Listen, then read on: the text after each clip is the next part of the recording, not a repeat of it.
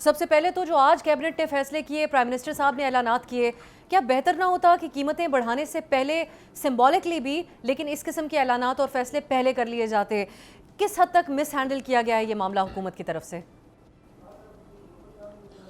देखिए, उस वक्त हुकूमत के पास चॉइस नहीं थी। चॉइस इसलिए नहीं थी कि जो यकदम एक अफवाह फैल गई थी, जो कि हकीकत भी बाद में निकली कि जो तेल की कीमतों में है ना, वो बेतहाशा इजाफा हो रहा है। तो उसकी वजह से आपने देखा कि आवाम का जो रश था वो पेट्रोल पंप्स के ऊपर बहुत लंबा लगना शुरू हो गया। कुछ ऐसे पेट्रोल पंप्स थे जिन्होंने ख़ुद बगैर हुकूमत के किसी इंस्ट्रक्शंस के या डायरेक्शन के उन्होंने फ्यूल की राशनिंग करना शुरू कर दी। तो खाम खा की एक पैनिक जो है वो पैदा हो गई थी एक पेट्रोल पंप्स के ऊपर, और उस पैनिक को कंट्रोल करने का एक ही हल था हुकूमत के पास कि वो जो तेल की कीमतों में इजाफा कर देते। अब उसमें दूसरा जो आस्पेक्ट था इसका जो आज अनाउंस हुआ है वो ये था कि जो फ्यूल मेजर्स हैं आपके सेविंग के, फिर ऑस्टेरिटी मेजर्स हैं, उसको भी किया जाए। जो समरी प्राइम मिनिस्टर के पास उस दिन गई थी फ्राइडे वाले दिन लास्ट, उसमें दोनों चीज़ें थी। जो प्रेजेंटेशन थी उसमें तेल की कीमतों में इजाफे की भी समरी थी, वीकली बुनियादों पर तेल की कीमत का जो उसका तयन करना था वो भी समरी थी, और तीसरी इसके अंदर ये थी इसके जो एनर्जी के जो कंजर्वेशन मेजर्स हैं वो थी। तो जो एनर्जी कंजर्वेशन मेजर्स के ऊपर जब बारी आई तो उसके पीछे ऐसा कुछ सेविंग्स वर्कआउट नहीं हुई थी। फॉर एग्जांपल, अगर आप 4 दिन ऑनलाइन वर्किंग शुरू कर देते हैं तो उससे जो है वो कितना आपका फ्यूल जो है वो सेव होगा।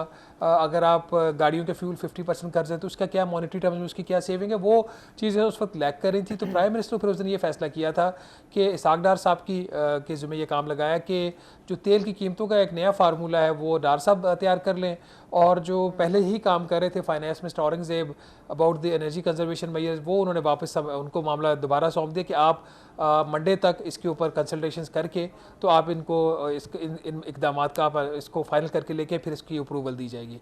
तो इसी कॉन्टेक्स्ट के अंदर आपने देखा कि जो पेट्रोलियम मिनिस्टर हैं, जो फाइनेंस मिनिस्टर हैं, वो चारों सूबों में भी गए, एटलीस्ट 3 सूबों में गए, और वहाँ पे जाके उन्होंने प्रोविंशियल चीफ मिनिस्टर से मुलाकातें की, और उन मुलाकातों के बाद ये जो मेजर्स जो आज अनाउंस हो रहे हैं वो उन मुलाकातों के बाद तय हुए हैं। तो अगर वो प्राइम मिनिस्टर, जो आपका सवाल है, अगर प्राइम मिनिस्टर वो काम ना करते, तेल की कीमतें उस वक्त ना बढ़े, तो आज भी आपको एक पैनिक वाली सूरत हाल नज़र आती। लोग सड़कों पे होते, फ्यूल पंप्स के बाहर लंबी कतारों में लगे होते। एटलीस्ट वो कतारें टूट गई हैं।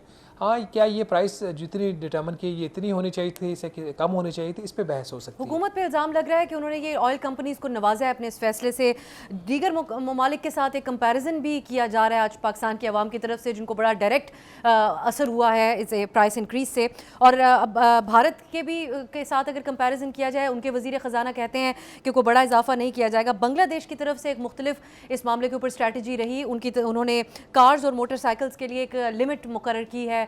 इसी तरीके से हमने दीगर ममालिक में भी देखा कि इस किस्म का हमें इजाफा देखने को नहीं मिला है। तो ये कंपैरिजन शहबाज साहब आपकी नज़र में दुरुस्त है? देखिए, ये जो गवर्नेंस है अफसा, ये बहुत ही मुश्किल काम होता है। अगर ये चीज़ें लंबी लाइनें लगी रहती, हुकूमत कोई फैसला ना करती, तो मीडिया की तरफ से भी और पॉलिटिकल पार्टीज़ की तरफ से भी क्रिटिसिज्म ये ज़रूर आ रहा था कि आपने फैसलों में तख़ीर कर दी है। और अगर हुकूमत ये जल्दी फैसला करती हो, और जब कोई फैसला जल्दी किया जाता है, उसकी हर चीज़ को नहीं देखा जाता से जिस तरह नहीं देखा गया इस फैसले के दौरान, तो फिर दूसरा क्रिटिसिज्म ये होता है कि आपने जल्दी क्यों की। मेरा ये ख्याल है कि जो तेल की कीमत में इजाफा करना था वो शायद गलत फैसला नहीं था।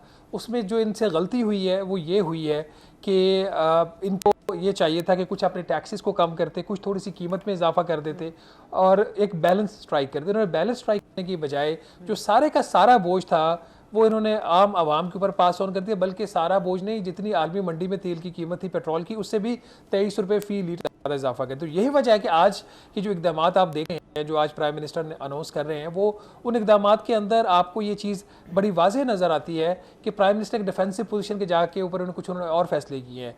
तो उसका एक पॉजिटिव आस्पेक्ट अब ये होगा, एटलीस्ट जो गवर्नमेंट कर रही है उसको पता है, वो कॉन्शियस है। और जो क्रिटिसिज्म आया है in the past 3 days, prime minister ने उस क्रिटिसिज्म को रिस्पॉन्ड किया है। तो the bottom line is good. हाँ, कुछ इनसे जो इनिशियल कोताहियाँ हुई हैं वो इन्होंने की हैं। जी, और क्योंकि अवाम की हद तक भी बड़ा क्रिटिसिज्म रहा, और इत्तेहादियों की तरफ से भी हुकूमत के। एक और ख़बर है शहबाज साहब आज मेहताब हैदर साहब की, इसमें वो कहते हैं कि कुछ दरख्वास्तें सऊदी अरब से पाकिस्तान की तरफ से की गई हैं। तेल की डेफर्ड अदायगी की सहूलत बढ़ाने समेत टोटल 8 दरख्वास्तें की गई हैं। आप समझते हैं कि इस सिलसिले में कोई सहूलत मिल सकती है पाकिस्तान को आइंदा? देखिए ये जो शाह साहब की स्टोरी है इसको इस कॉन्टेक्स्ट में देखना पड़ेगा। जो पाकिस्तान और सऊदी अरेबिया का स्ट्रेटेजिक डिफेंस एक एग्रीमेंट हुआ है और ये कोई नई डेवलपमेंट नहीं है। ये चीज़ें सितंबर के बाद से हो रही थी। जब सितंबर में ये मुआहदा हुआ पाकिस्तान और सऊदी अरेबिया का, उसके बाद पाकिस्तान की ख्वाहिश की एक बहुत बड़ी सऊदी सरमायाकारी जो है वो पाकिस्तान आए।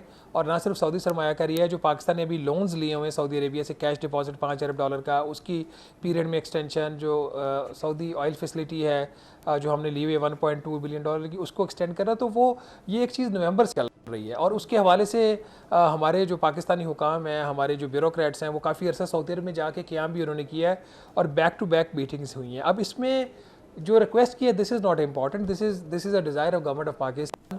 क्या उस रिक्वेस्ट को इंटरटेन किया गया है या नहीं किया गया, और अगर किया जाएगा तो कब किया जाएगा? So that's a question. और ये डेवलपमेंट ये को 2-3 माह पहले की है।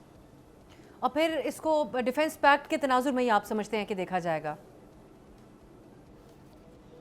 एग्जैक्टली, क्योंकि पाकिस्तान की ये ख्वाहिश थी कि अब ये म्यूचुअल एक सिक्योरिटी की बात हो रही है दोनों ममालिक की। सऊदी अरेबिया को अगर पाकिस्तान की डिफेंस फोर्सेस की ज़रूरत है तो पाकिस्तान को सऊदी अरब के इकनॉमिक मसल्स की ज़रूरत है। तो शायद इस किस्म की कोई बात, लेकिन ये जो इकनॉमिक मसल वाली बात है या economic support bye Saudi Arabia, वो शायद उस तरीके से, मैंने कोई एग्रीमेंट तो नहीं देखा, मैं अज्यूम करूँ शायद ये उस तरीके से डिफेंस पैक्ट का हिस्सा ना हो। एक अंडरस्टैंडिंग का हिस्सा ज़रूर हो सकता है, शायद मुआहदे का हिस्सा ना हो, बट अगर ये मुआहदे का हिस्सा है तो ये अच्छी बात है। बट ये वो सारी चीज़ें हैं जो हर साल फाइनेंस मिनिस्ट्री करती है। जो इन्होंने कर्जे लिए हुए हैं कैश डिपॉजिट 1 साल के लिए, और हर साल उसको रोल ओवर जब करवाने जाते हैं एक लंबी दरख्वास्त लेके जाते हैं।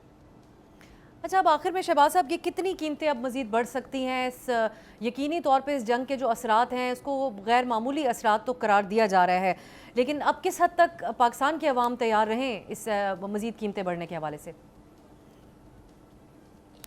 मेरा ख्याल आज का वज़ीर-ए-आज़म साहब का ख़िताब था, उसके बाद चीज़ों को थोड़ा सा डिफरेंट पर्सपेक्टिव में देखना पड़ेगा। शायद कीमतें ना बढ़ें, ये भी एक पॉसिबिलिटी है, और अगर बढ़े तो बहुत ही मामूली बढ़े और गवर्नमेंट पहले अपने टैक्सेस के ऊपर हिट ले।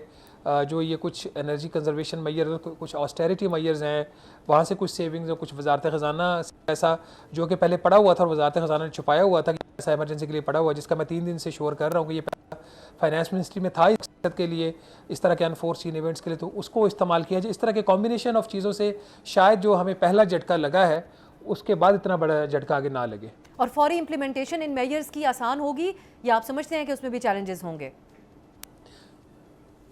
नहीं, इसमें अब सब बहुत ज़्यादा मुश्किलात होंगी। ख़ास तौर पर ये आप कैसे इंश्योर करोगे हमारे जो ब्यूरोक्रेट्स हैं उनकी हरकतें बिगड़ी हुई हैं, उनकी इंटाइटलमेंट 1300 सीसी की गाड़ी की होती है, वो 700 सीसी की गाड़ी में बैठे होते हैं।